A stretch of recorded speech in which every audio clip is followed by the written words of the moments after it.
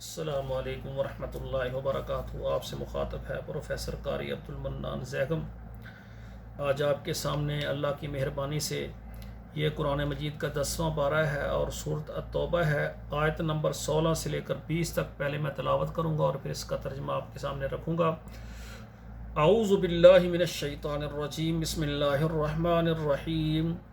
ام حسبتم ان تتركوا ولما يعلم الله الذين جاهدوا منكم ولم يتخذوا من دون الله ولا رسوله ولا المؤمنين وليجا والله خبير بما تعملون ما كان للمشركين ان يعمروا مساجد الله شاهدين على انفسهم بالكفر اولئك حبطت اعمالهم وفي النار هم خالدون انما يعمر مساجد الله من آمن بالله واليوم الآخر وأقام الصلاة وآتى الزكاة ولم يخش إلا الله فعسى أولئك أن يكونوا من المهتدين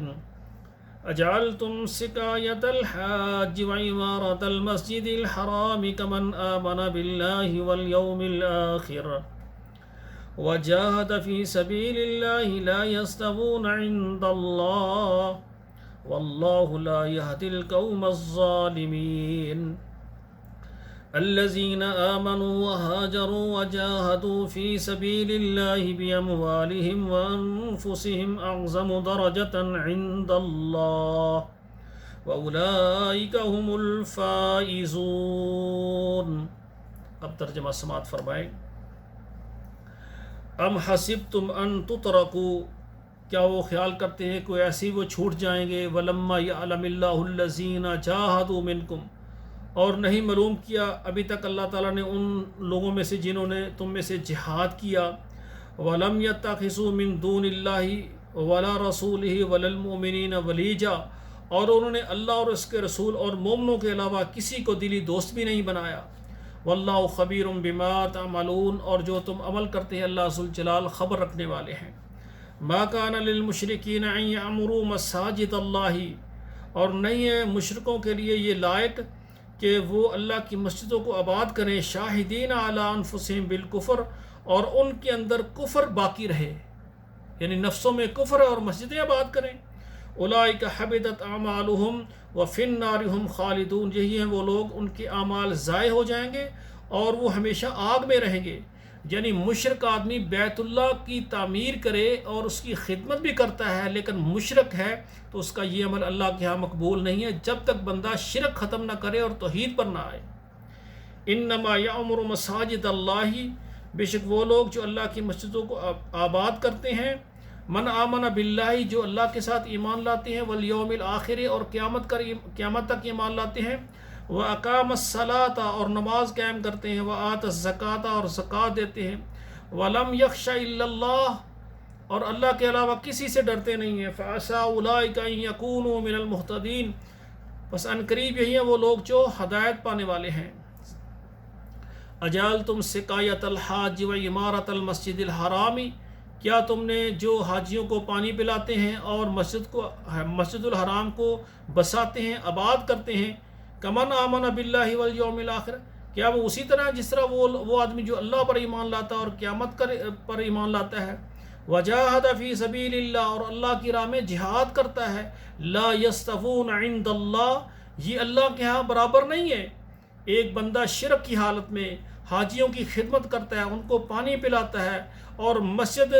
کی بھی خدمت کرتا ہے، مسجد الحرام کو بھی بساتا ہے لیکن مشرک ہے، اللہ کہتے ہیں وہ آدمی جو ایماندار ہے اور اس کا قیامت پر ایمان ہے، اللہ پر ایمان ہے اور جہاد کرتا ہے اللہ کی راہ، کیا یہ دونوں برابر ہیں؟ اللہ کہتے ہیں بالکل یہ دونوں برابر نہیں ہیں۔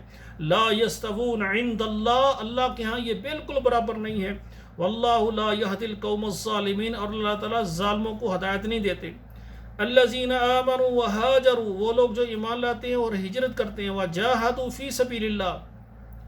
اور اللہ کی راہ میں جہاد کرتے ہیں، باموالہم وانفسہم، اپنے مالوں سے اور اپنی جانوں کے ساتھ، اعظم درجۃ عند اللہ، اللہ کے ہاں ان کا بہت بڑا درجہ اور مقام ہے۔ وَأُولَئِكَ هُمُ الْفَائِزُونَ، اور یہی ہیں وہ لوگ جو کامیاب ہیں۔ آپ دعا کریں کہ اللہ ذوالجلال جن کو کامیاب فرما رہے ہیں اللہ ان میں ہمیں کریں،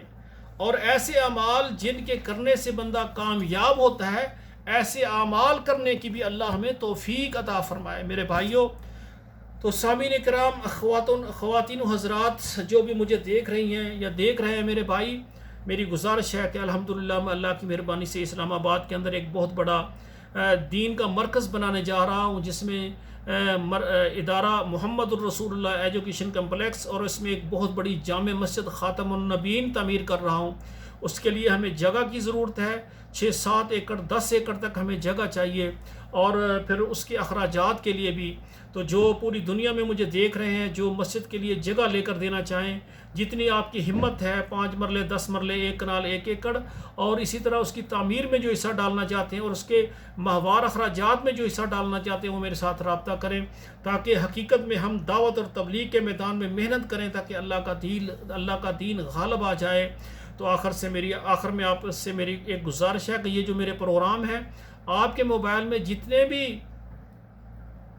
واٹس اپ نمبر ہیں یا گروپ ہیں ان میں شیئر کریں، فیس بک پر شیئر کریں، ہر گھر تک ہمارا پیغام پہنچے تاکہ لوگ قرآن سیکھیں۔ اور آپ نے میرا اگر چینل یہ سبسکرائب کیا ہے تو اچھی بات ہے، اگر سبسکرائب نہیں کیا تو آپ اس کو بھی سبسکرائب کریں، لائک شیئر کریں، تاکہ جو ہے نا قرآن ترجمے کے ساتھ ہر گھر میں پڑھا جائے۔ والسلام علیکم ورحمۃ اللہ وبرکاتہ۔